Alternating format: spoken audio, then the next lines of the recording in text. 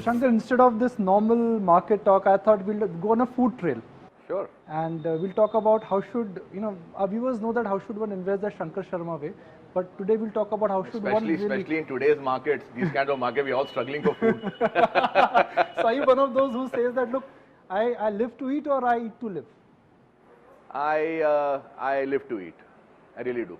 Yeah? Yeah. Food is very close to my heart and my wife's heart. So, and I'm sure you followed whatever I tweet. So, yeah.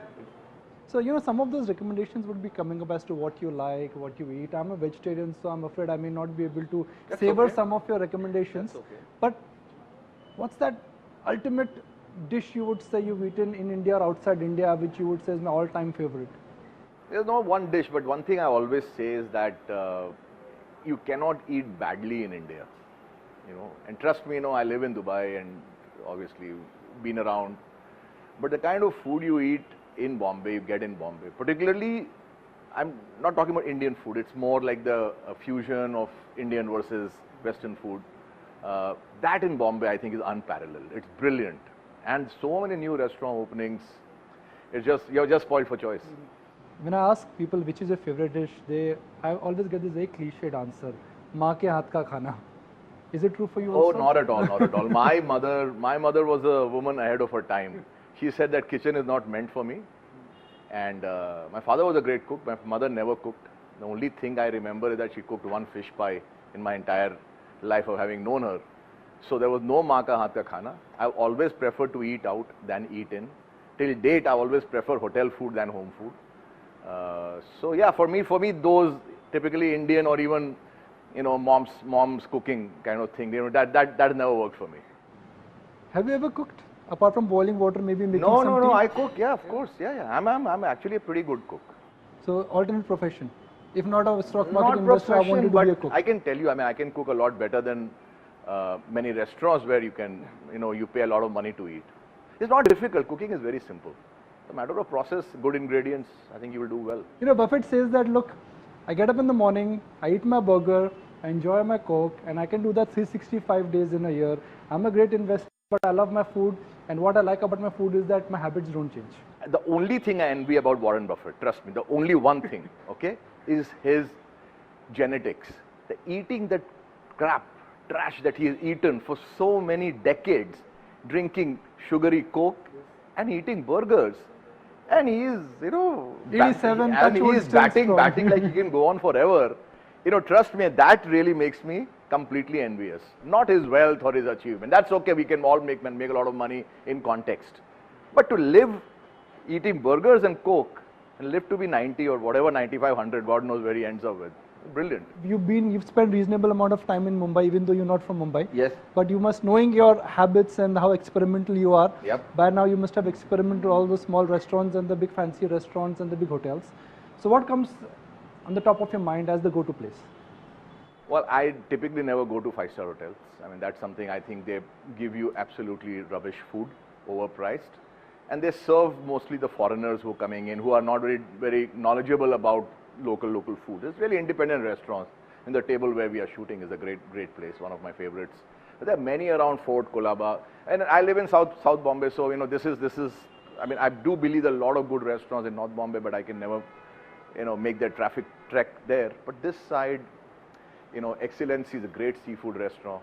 When I used to work out of Fountain in Fort, where one of our offices is still there, there are so many small eateries around. Apurva was there, or Ankur was there, Trishna was there. The whole Rampart Row area is now, teeming with small eateries. It just becomes so lively in South Bombay. You're just really spoiled for choice.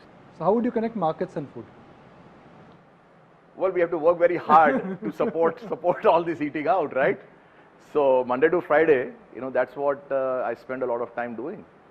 To find money to spend on Saturday and Sunday. There are 6,000 listed stocks, and a stock picker will be able to identify those 10, 15, maybe 50 stocks which would change the course of your life. That's not the case with food. It's easy to choose, you can be experimental, but when it comes to markets, you really have to go in depth, analyze, study. It's the same in food. You have to keep an open mind. And, there are stuff that you might not ordinarily want to eat or have thought of eating. Like you go to China, you get served things that You don't talk about it on camera. Exactly, it's not polite to talk about those things. But I've not gone to the extremes, but I've kept an open mind in the middle, and some of them are fairly interesting things to have eaten. So in markets, to keep an open mind. I mean, that's what I always say, that the biggest pitfalls that as investors I'm equally prey to that. It's not that I have some special skill that makes me go away from that. We all get sort of straight-jacketed in our thinking and in our approaches and philosophy. While in markets, something works for some time, but nothing works all the time. So you either have growth or value or momentum, or you have to move with the times. So the one thing I really want to always keep doing is to remain flexible, not to become hardened in my approach. So what do you think is the style currently, and what style could work for next 2 or 3 years? I mean, over the last several years, what I have found working, is that India went through a big debt cycle. So we found indebted companies who had ways to fix their debt. Secondarily, we found managements who had made big mistakes in their earlier parts of their lives. And everybody makes mistakes. But as long as the mistakes were genuine and they made amends and corrected their problems, it's time to give them a relook. Because in markets, we kind of get fixated that, no, this company had X problem, I'll never look at it again. That's nonsense. Companies come back. Businesses are not dead things. They are alive. They are changing. That's exactly where I say that you have to have an open mind. So I find managements who are 50 plus, who have gone through a cycle of really bad decisions, assuming there's no fraud. I mean, that of course, as I've always said, when there is fraud, then all bets are off. But business problems, bad decisions, all of us do that. Second time around, I find that they play a lot better. So usually, and there are many companies in the debt problem, you've seen many companies go through big sort of problematic first phases. But hopefully there will be far better businessmen in the second. I mean, one promoter always tells me that, I really learned what is business at the age of 48. I wish I had had this wisdom at 28 when I thought I could rule the world and walk on water. When my father called me back from the US to run my business. And I said, I've done my MBA and I know everything. You old man, you get out of the way. And then I left the company dead. And my father said, to do this, why did I need to call you from the US? But now people learn. They become better the second time around. A lot of people say that, habits don't change, and if I can use the Hindi terminology, kutte ki dum kabhi seedhi nahi hoti hai. Do you think we should not look at past as the indicator of future performance for markets, for promoters, for businesses? By that token, you shouldn't have bought Amazon or Apple. Both of them had terrible first innings of their lives. Terrible. I mean, Steve Jobs left Apple in tatters, came back, it was still in tatters. 7 years after he had rejoined, it was still in tatters. By that token, you should have never bought Apple. Okay? Jeff Bezos started in 96. By 2002 or 3, the company was virtually, bankrupt. Just because they are sitting in the US, we will say, no, they don't have to answer to the same rules. Fact is that they also messed up in the first part. They came back very strongly. You would have been dumb not to have taken a look at them again. And in India, there are many examples of companies turning around. Jindal's a good example. Lupin is a very good example. All these companies are considered untouchables in the early part of the 2000s. Go back in time. Marwadi companies. Memories blur. We forget things. We start to ascribe the last data point as indicator of whether he's a god or a devil. And I say that's nonsensical. Go back and see in the first phase of the Jindal's life, they were not considered top-notch management. Lupins were not considered respectable at all by any standards. Tata's, nobody gave a chance in Titan that, they don't know anything about the consumer business. Think about it, which consumer businesses have the Tatas done? Nothing, zero. When they started Titan and started making watches, and I know their project very well in the 90s, we never used to, believe that Tatas could ever do anything sensible in the mass consumer market. Selling LCVs is different. They couldn't even sell cars properly, right? Titan had a problem of existence. Exactly right. For nearly 10 years of its existence. Then suddenly one fine day it came back. So you have to have an open mind. Companies are not static organisms. They change, they morph. There's a data which I read, and it's just a coincidence that we're talking about too much of Buffett today. It says that Buffett has made 99% of its wealth after he turned 60. Correct. You're not 60. But the best of Shankar Sharma is yet to come there. That's true for Soros too. Yes. Okay. I think there is a lot of merit in this data. I think it makes sense. I see my own thinking having changed a lot over the years. It's also to do with, the environment you are in. So having been through 25, 30 years of cycles, you are more relaxed about things. I mean, so if the market falls 25, the stocks fall 25, 30%, you have a context of data to put things in rather than just react immediately and say, gosh, this is game over. So I just think your wisdom increases. I mean, it's as simple. I mean, look at it this way in cricket. Okay? Now players are playing till their late 30s, if not their early 40s.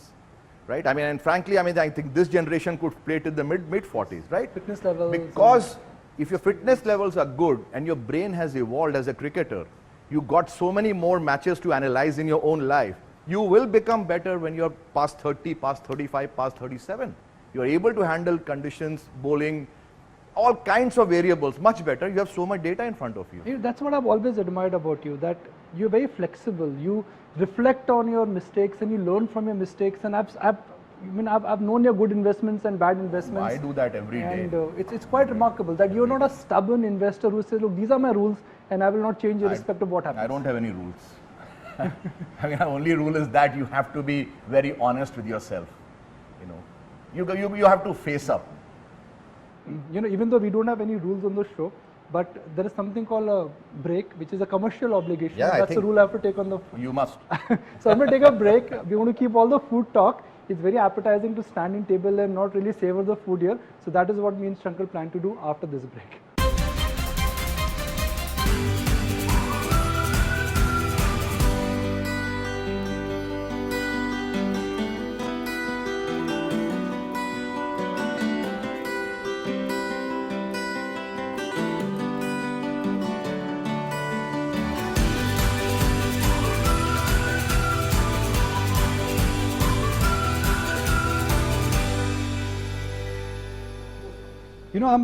I'm curious to know that what is the lighter side of Shankar Sharma? Well, I hang out and enjoy my food and my wine and music, yes. Like normal. How has life changed for you ever since you moved to Dubai? Like I said, I always like living in India and I love living in the city of Bombay. I mean, this is like I've been here for 30 years. Best years of my life have been spent here. The city has given me everything. So for me, this is the city. This is my Mecca, my El Dorado. So Dubai is good. I mean, in a sense, an extension of India, but not a patch on Bombay, no question.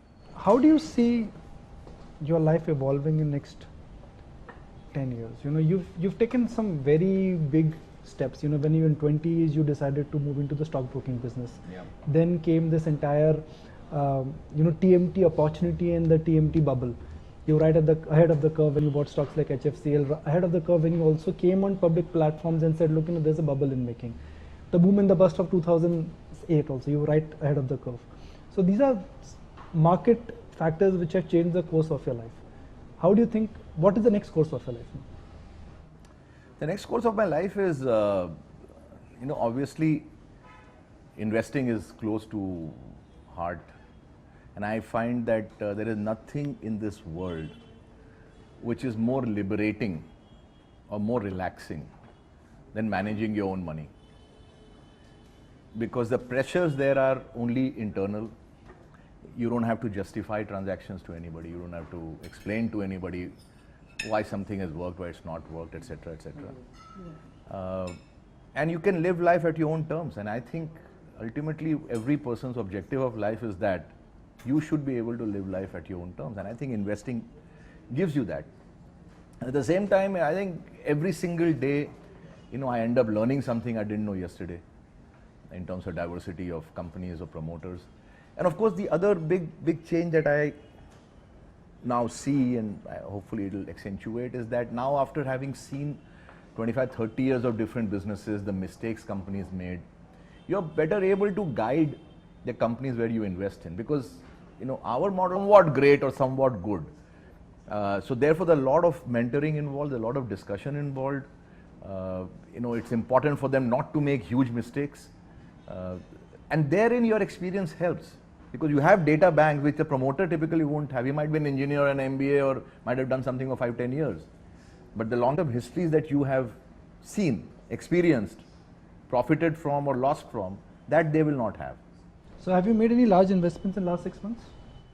No, I'm looking at a lot, but some of them are close to being done. So what is stopping you? Price or capital? No, it's just understanding the companies. I mean, we take time over investing. There's a management that came to meet us the other day, and it's a NCLT kind of situation. And you get 270 days in that. And they said, would you be interested in buying out the company or something of that sort? When I said, look, it will take us time to understand, first of all, what the problem was. And if at all we end up doing it, it's going to take like 8-9 months for us to figure it out. Do you have a sweet tooth? Yeah. Huge sweet tooth. But I eat only Indian sweets, so I don't eat Western sweets. I don't like chocolate much and all that. But give me jalebi or gulab jamun, I'd eat tons of it. So, we always talk about the what tip when we do a market show. So give me a food tip today for a vegetarian like me. Being vegetarian is against my religious beliefs. You will not believe it, and I'm not exaggerating. I eat no vegetarian food at all. Okay. My family forces me to eat a bit of vegetables. And every day, my guy will ask me, what sabzi to make, and I say, don't even ask me because I'm not interested. Mm-hmm. I'll pick at it, I'll probably leave it. Or even if I eat it, it'll be very half-hearted. So I'm sorry, but I really cannot give you any tips on that. You ask me about what I eat, I can tell you a lot about it. So I'm going to take the conversation, let's try and connect a little bit on markets because, when you come on TV, you hardly come on TV, but when you come on TV, our viewers expect you to come up with something new, something different. So, there's some classic dishes which you would say are all-time favorite. There are some dishes where you would say I'm only experimental. And there are some dishes where you have decided that, look, I like them, but I don't like the price of them. So let's talk about markets. How would you break the market in these categories? What would you say is a classic all-time business? What would you say is just a appetizer? More like, I'm going to test it, not marry that company or that business. And what you like, but you don't like the price. I mean, to answer the third question first, industry companies like Lever and all, you cannot not like. So the consumer business, what Warren Buffett has made his name, we understand the logic, but somehow in India, the pricing has always been something I have never been able to rationalize or figure out. I've never owned a single share of Hindustan Lever or Colgate or anything of that sort. Many people have, they've profited handsomely, but we've never found guts to buy something at 60, 80 times earnings. Now they have corrected a bit, but they're still very pricey. Infrastructure is something which is the second question. Not something I like, but I just think the first phase of companies got over. The second phase of companies, the road builders, hopefully, would have learned the lessons. So it's not a great business, but I think it's a good time. And the first ones, of course, are your autos and stuff like that, because I've always believed in this goes back nearly a decade and a half that, and not difficult. India under-penetrated in two-wheelers, even more so under-penetrated in four-wheelers. I remember having done a piece in 2008 or something where I think car ownership was like 2% of the population or something like that. It's going to go to 10%, right? That's enough. That's enough to make several times your money. And how many players are there anyway? There's just a handful of 3-4 players. It's not that foreign company is about to come. Everybody who could come is already here, and one guy is hanging on to a 50% market share. It didn't take much to figure it out. So, two-wheelers we've liked, Bajaj Auto we've liked for decades now. I've said it publicly, I consider the best management in India, because not just autos, they've proven themselves in financial services. But they missed on scooters. I think that was a huge mistake, and I think for all the good work that Rajiv Bajaj has done, sometimes you can be too creative, and I think that was a bit of excessive, creativity. Even when, and I'm not saying it is the benefit of hindsight, even when they did it, I was of the view that I think this is not a smart move. You believe in the power of cycles, and we've been in this earnings downtrend for a while now. Why is the cycle not picking up? Well, that's a little bit of a trickery here, because broadly the cycle has not picked up, but the sectors that have been doing well, like autos or banks, etc., their numbers have been good, and if you see, those are the very stocks that are doing well. But you clearly don't expect big embattled debt-ridden companies to do well. So you have the ADAC group, which has obviously been very weighed down by debt without any catalyst of earnings.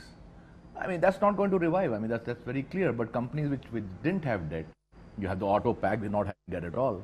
They have been doing very well over the years, or consumers for that matter. So earnings growth is very patchy. Okay, but when you take it in an overall sense, it averages out to almost nothing. But sectorally, some sectors have had very good earnings growth. So just to wrap it up, and I'm going to focus on only food after that. Okay. We like to think that you should find good ideas, cheeky ideas, try to find the next multi-bagger idea. That's what the endeavor is, So the sense which we get when we talk to our viewers and the kind of feedback we get from our viewers, that was agda bada idea nikalo. But you think in India, just keep it simple, buy autos, some consumer names, buy these stocks when markets are bad, and just, sit tight? No, I mean, that's for, I mean, like I always say that what for an average investor, what might be good for me or relevant for me is not necessarily relevant for somebody who is not doing it full time. Not possible. But I maintained the small caps look great for 3-4 years, and I continue to maintain that. I mean, I think even now, there's so many, and people talk about valuation fraud in small caps, so that they've run up. Yeah, they've run up, but earnings growth in some of them is just off the charts. And now they're trading like 10, 12, 15 times 1 year out earnings, I mean, rather current year's earnings. After the sell-off. After the sell-off, I mean, that's not bad at all. And my view is this, and I've said this in a recent interview to a paper, which 2008 was very good data. If you're a student of markets, that was brilliant data.